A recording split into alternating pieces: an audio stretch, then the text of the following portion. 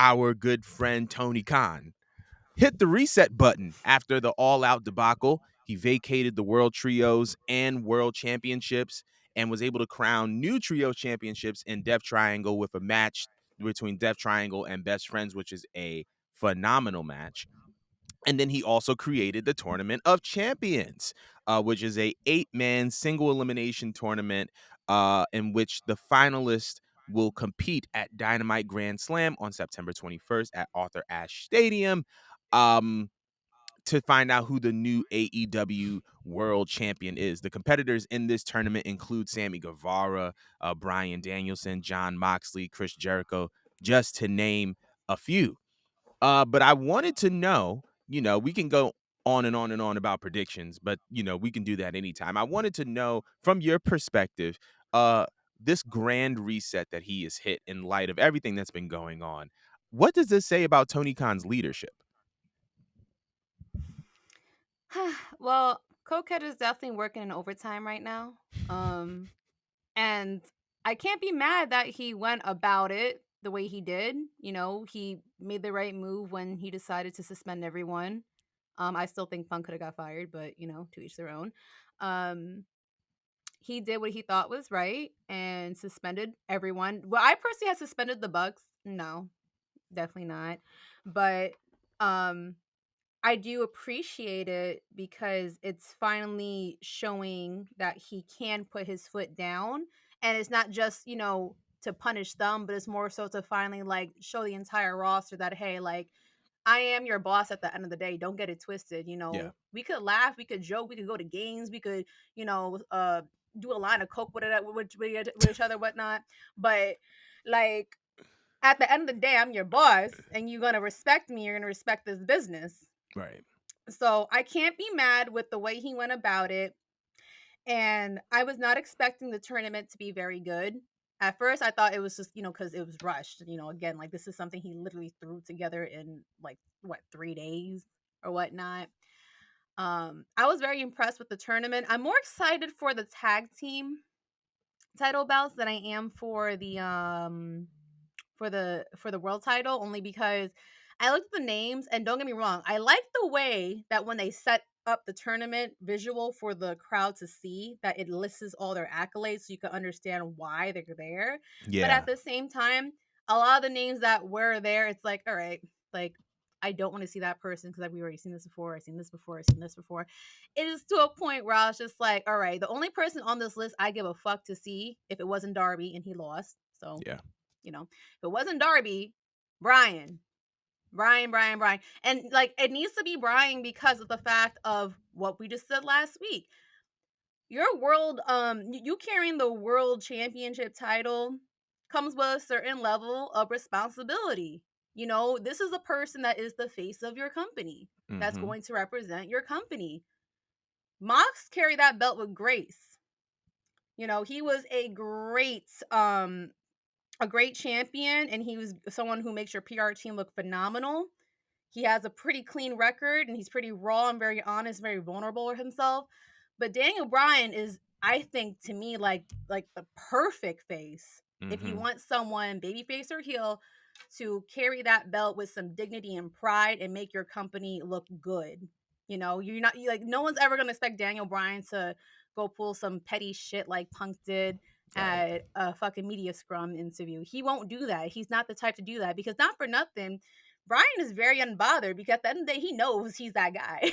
He knows Yeah. he's that guy. No He one, knows. no one's ever gonna come for Brian. And if you're coming for Brian, you know you're the problem because that guy don't bother nobody. He's And always everybody helping likes him. people. Everyone loves him. They're always learning for him. I heard he's a person that people go to for advice. A lot of new guys like to learn from Brian, speak to Brian. He's just a good person, a good soul, a good spirit. Right. I feel like if it don't go in the direction of Brian, I'm gonna be very pissed off at Cokehead. But what I was more excited for was actually the tag team match. I had that shit playing on in the background, bro, because at first I didn't care because I was kind of annoyed at the situation. I didn't want the Bucks to be suspended. I felt Right. like honestly they weren't in the wrong. I mean, the guy Right. said if you got an issue with me, pull up. They pulled up. They did what they did. So. You know what I mean? And one of them Right. got a black eye from a chair. So I'm like, why are they losing their belts for? Like, Right. they Right. showed up with hands. This person showed up with a motherfucking chair and biting Right. and whatever. So honestly, I didn't care for it 'cause I was a little bit salty, but then I turned my head and, like, when I started actually watching the match from, like, I don't know, probably, like, the 10 minutes in mark past, it was a good fucking match. It was a damn Mhm. good match that actually caught my interest. I'm like, "Alright, I kinda wanna see where this goes here." Yeah. I still think that the belts should regardless go straight back to them Yeah. because they didn't do anything wrong in my eyes, but in terms of Tony Khan's leadership, um do I still think he needs to have a whole team hired to do this boss job? Because he could write the checks all he wants. He could sign people and write the checks all he wants. I still think that he could benefit from hiring people who are familiar with this business, familiar with this role, um, and how to take care of talents, conflictions, when it comes to talents. Um, Someone that again knows how to present themselves with proper authority, but they're going to make business moves that isn't about favoritism, but again, what is best for business. Right. So that's just my take on it. Sorry, I went for a long babble there, but No, you're good. I get Because I fired up when agree. I talk about cokehead. Go ahead. It's the fact that you label him cokehead. I want to say that I was thoroughly impressed with Tony Khan's leadership in this. His kind of ability to kind of step up as a leader and his ability to kind of pivot. Um, I feel like with the leadership, this was a great way for him to put his foot down, as you said Yeah. earlier. I think that him suspending both the Bucks and like with the Bucks and Kenny on one end as well as CM Punk on the other end, it was him saying that this was my company. I feel like if Punk got suspended and or fired and the Bucks and Kenny were not reprimanded, they would have been like, oh, well, because they're EVPs. And I think that the reason why he made that move to suspend them, it wasn't about who was in the right versus who was in the wrong. It was about setting the tone. Nah, going forward, this is my bro. I'm the one that negotiated this media deal. I'm the one that put the bread Period. behind this. I signed the EVP's checks. So we're gonna set the tone and make this very clear. This is my company and I'm the one that sets up and breaks down kings in this. And if you don't like it, then oh well, it's still my company. And I think that this was a message about that. Now, if there's details that we don't know that he does, then that's a whole other different thing. But I just thought that this was a great tone setter on his end. And I believe that the tournament that he established, the Tournament of Champions, was a great pivot as well. I do have to say this. Um, you said that Daniel Bryan Danielson should be the champion. I disagree. I think it should be John Moxley. I believe Why? I believe that John Moxley should be the champion. I'm Um, offended.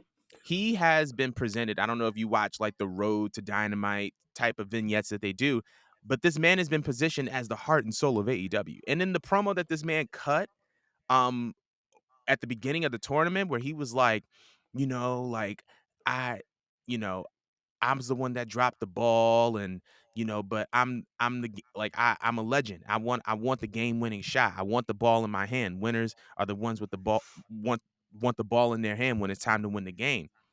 So like now I'm sold.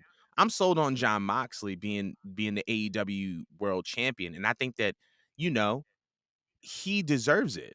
I think that him going through everything that he went through in the company from coming in and, taking on Jericho to taking on Kenny to winning the title and then having, beating his addiction to alcohol and coming back looking better than ever, reinventing himself with the Blackpool Combat Club and bringing in Wheeler Yuta and possibly bringing in Daniel Garcia along with Daniel Bryan, but holding that world title and really elevating it in spite of everything that he went through, I think that you can't go wrong with John Moxley being the face of your company. This man knows how to put on a damn good match. This man knows how to put on a damn good promo. Does he bleed a lot? Perhaps. But based on the fact that this man was supposed to take a 6-week vacation and then he gets put into a tournament right after All Out, it says a lot about his heart and a lot about his character. And I think that, you know, I think that he deserves the world title, and I think that Tony Khan kind of positioning him as the face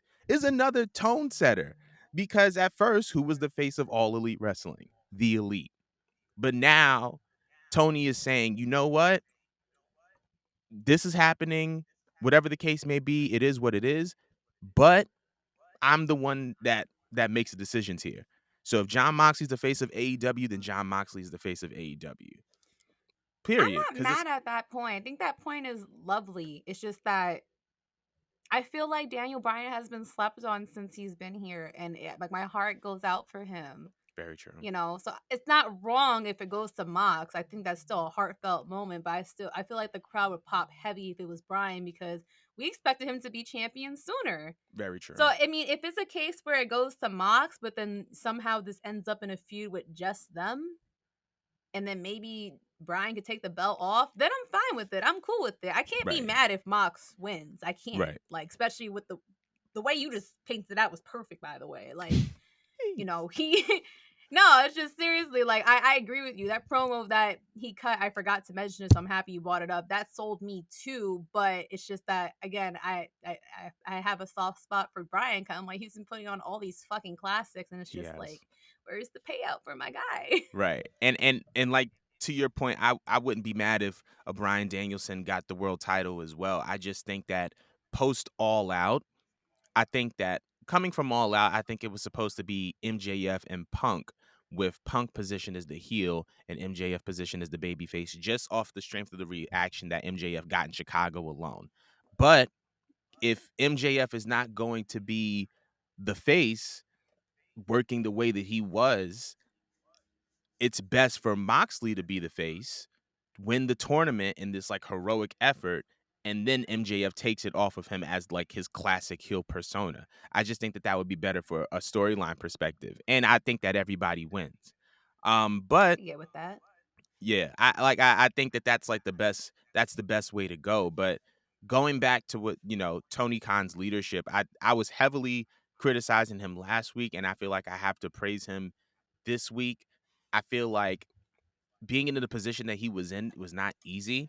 When you vouch for a certain group of people who are considered your friends in the elite, and then vouching for someone who you consider like one of your favorite wrestlers, I know that that was hard and that was difficult on him as a leader and as a fan of pro wrestling. But I think that he handled it very, very well because he set the tone with his relationship with Punk, his relationship with the elite, and I think what he wants the tone of the locker room moving forward. Like, yeah, you can have your little creative freedom. We could do things that WWE isn't doing, but don't get it twisted. I'm that nigga. I'm your boss. Like I'm going to do what's necessary to be done to do good business. So I think that Tony Khan deserves all the praise for what he did with his leadership this time around. But